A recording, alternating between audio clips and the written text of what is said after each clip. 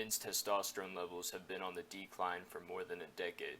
Today, the average 60-year-old has 20% less testosterone than those in the 1980s. There are a number of reasons attributed to this. This is the rise of weak men. I've been on NoFap HardMode for the past 1,000 days. If you don't know what NoFap is, it's pretty much abstaining from PMO, which is porn, masturbation, orgasm. It's pretty much just stop watching porn. If you haven't already turned off this video, here's why someone would want to do this at all, let alone 3 years. After a man climaxes, he enters a refractory phase. During this time, a cocktail of hormones and chemicals are released, causing a man to become tired, more emotional, and less energetic. One of these hormones is called prolactin. High levels of prolactin have been shown to be linked to a lower testosterone level. The presence of too much prolactin in males can lead to the loss of sexual desire and a significantly lowered sperm count. CT scans were compared to those who had just orgasmed to those who just used heroin, and the scans were almost identical. This refractory phase lasts for roughly 2 weeks, depending on the male. I started NoFap back in 2019 after I had quit nicotine. I was just looking for ways that I could improve my overall performance and health, and that's when I came across a YouTuber named Captain Sinbad, and he pretty much talked about how the habit completely changed his life. It's really cool to see on his YouTube channel. You can see where he started just by recording videos, just looking at his phone, and now he's like a professional cinematographer. He does an insane job. But pretty much, he was proposing that this habit gave him more energy, mental clarity, and he was able to just reach peak performances from it. It wasn't just Captain Sinbad though. There were probably hundreds, if not thousands, of other YouTubers talking about this thing called NoFap, and I was like, what did I just find? It's like a community of these men just trying to help each other improve their lives instead of tearing each other down or demonizing masculinity. This habit is no secret. Athletes and performers have practiced this for a long time. Steve Jobs, Gandhi, Mike Tyson, 50 Cent, and LeBron James, just to name a few.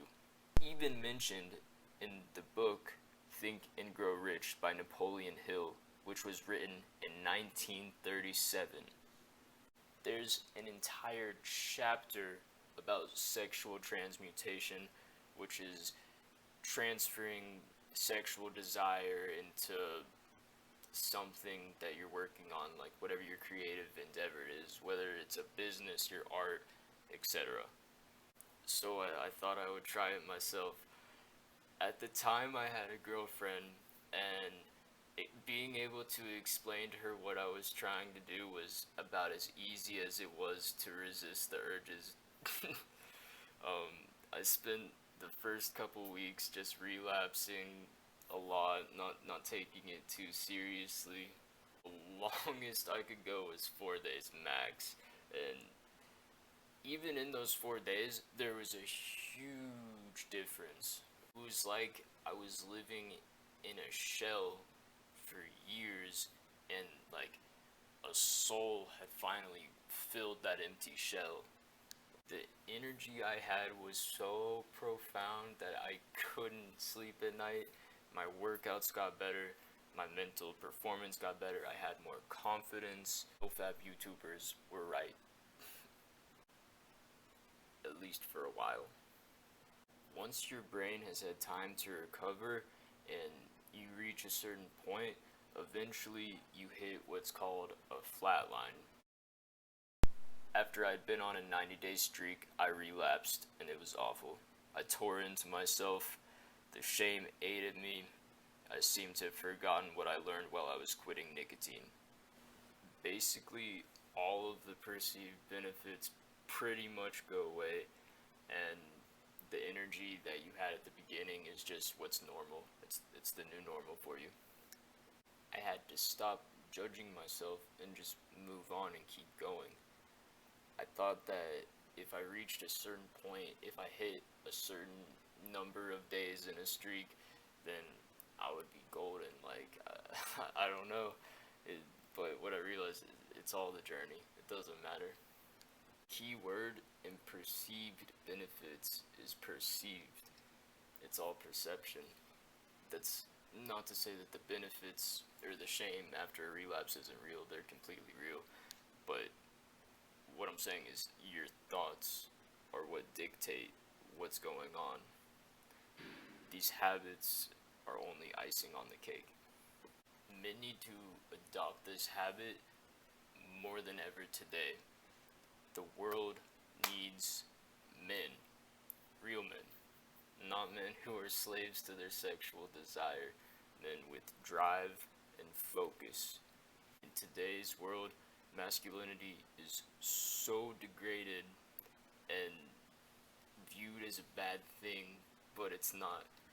Toxic masculinity is the problem, and porn breeds toxic masculinity. Women are by far the most beautiful and greatest thing that God has given us as men, but you cannot even fully appreciate a woman until you know what it is to be a man. Most women don't even know what a real man is because all they have, for example, are alpha chads.